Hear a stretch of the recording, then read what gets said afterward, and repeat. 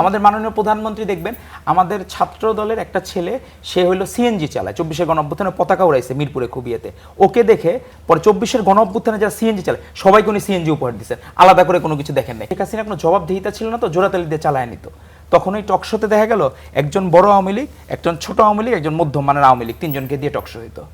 এখন তো ধরেন আমরা এগুলো ডিবেট করতে পারি স্বাধীনভাবে কথা বলতে পারি হরমুজ প্রণালী বন্ধ হওয়ার কারণে হরমুজ প্রণালী কিন্তু ওই ইন্টারিম গভর্নমেন্টের সময় বন্ধ ছিল না কখনোই হরমুজ প্রণালী বন্ধ থাকার কারণে বিশ্বের কারা কারা ভুক্তভোগী আপনি সার্চ দিলে অসংখ্য নিউজ পেয়ে যাবেন যে হরমুজ প্রণালী বন্ধ থাকার কারণে কোন কোন দেশ ভুক্তভোগী আমরা এটা বাদ দিলাম ওটা হলো 10টা কারণের একটা কারণ আমরা বাকি কারণগুলোতে আপনার সেই জায়গায় যেমন এলএনজি টার্মিনালের কারিগরি ত্রুটি একটাতে তারপরে বৈরী আবহাওয়ায় এলএনজি স্থানান্তর কয়লা খালাস ব্যাহত আর জ্বালানি আমদানিতে আর্থিক চাপ আর এই ডক্টর ইউনূস সাহেবের আমলে মানে অন্তর্বর্তীকালীন সরকার 2025-এর নভেম্বর থেকে কোনো বিদ্যুৎ বিল তারা পরিশোধ করে নাই বার্ডেনটা এই গভর্নমেন্টের এবং শুধুমাত্র এ কারণে অতিরিক্ত $5 বিলিয়ন গভর্নমেন্টের বেশি খরচ হয় তেল গ্যাস কেনার জন্য তো এখন এই জিনিসগুলো যখন আমরা বলবো অটোরিকশা এখন ঢাকা শহরে মনে হয় যে অটোরিকশার দৌরাত্ম্য মানে আমাদের অনেকটা মনে হয় এখন যারা পায়ে রিক্সা চালায় তাদের জন্য মায়া হয় অনেক সময় দেখলে যে আমরা যে লোকগুলারে দেখতেছি আমরা যে ছোটবেলায় ধরেন আমাদের তো ঢাকা শহরে বড় হওয়া তো আমরা এই স্কুলে যাওয়া কলেজে যাওয়া এই রিক্সার গুলা আর এখন সব অটোরিকশা এখন আপনি কোনো জায়গায় যে আপনি এরকম খোঁজ পাবেন না তো সেই জায়গায় এটা একটা অন্যতম বড় কারণ মানে অটোরিকশার এটা তবে এটাকে কন্ট্রোলে আনাটা কারণ আমাদের দেখেন যে গতকাল আমি শুনলাম যে সরোয়ার্দী মেডিকেল কলেজ হাসপাতালে প্রায় 1-1.5 ঘন্টা ইলেকট্রিসিটি মানে ছিল না বা সাপ্লাই দিতে পারে নাই এটা তো অবশ্যই আমাদের প্রত্যেকটা জায়গায় ছোট ছোট জায়গা থেকে এখন তো আমরা এই জিনিসগুলো ডিবেট করতে পারি আমরা ভালোর জন্য ডিবেট করা যে কিভাবে করা যাবে যেমন 2023 সালে হাসিনার তো উন্নয়নের আমলেও 3419 মেগাওয়াট বিদ্যুতের মানে লোডশেডিং এর পরিমাণ ছিল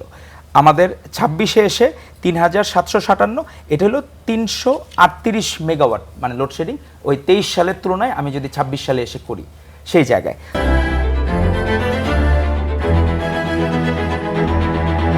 তো এখন আমার হচ্ছে কি ভর্তিগুলো দিয়ে লেখছে হাসিনা তো শেখ হাসিনা কোনো জবাবদিহিতা ছিল না তো জোড়াতালি দিয়ে চালায় নিত তখন ওই টকশোতে দেখা গেল একজন বড় আওয়ামী লীগ একজন ছোট আওয়ামী লীগ একজন মধ্যম মানের আওয়ামী লীগ তিনজনকে দিয়ে টকশো হইতো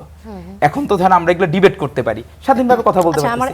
একটা প্রশ্ন আছে আপনার কাছে আপনি কিছুক্ষণ আগে বললেন যে শেখ হাসিনা জোড়াতালি দিয়ে চালিয়ে দিতেন তিনি কিভাবে জোড়াতালি দিয়ে চালাতেন আর এই সরকার কেন পারছে না সেটা জোড়াতালি দিয়ে আমি বললাম যে টকশোতে উপস্থাপকও থাকতো একজন প্রো আওয়ামী লীগার আর যারা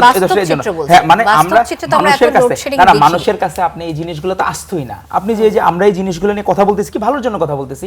আমরা এই জায়গা থেকে যদি গভর্নমেন্টের জায়গায় কোনো একটা জায়গায় মেসেজের ন্যূনতম পরিবর্তন হয় নীতি নির্ধারকদের জন্য এটাই তো আমাদের বড় অ্যাচিভমেন্ট হবে আমরা তো 24-এর গণঅভ্যুত্থান পরবর্তী আমরা কি চাই যে আমাদের এই ছোট ছোট ডিবেটের মধ্যে থেকেও যদি কোনো কনক্লুশন বের হয় যদি কোনো গভর্নমেন্টের পলিসি মেকিং এ যে তারা যদি এই হেল্পটা নেয় আমাদের মানে আন্তরিকতা সব পক্ষেরই আছে আমাদের মাননীয় প্রধানমন্ত্রী দেখবেন আমাদের ছাত্র দলের একটা ছেলে সে হলো সিএনজি চালায় 24-এর গণঅভ্যুত্থানে পতাকা উড়াইছে মিরপুরে খুবিয়াতে ওকে দেখে পরে 24-এর গণঅভ্যুত্থানে যারা সিএনজি চালায় সবাইকে উনি সিএনজি উপহার দিচ্ছেন আলাদা করে কোনো কিছু দেখেন নাই তো এই মেসেজটা তো যাইতে হবে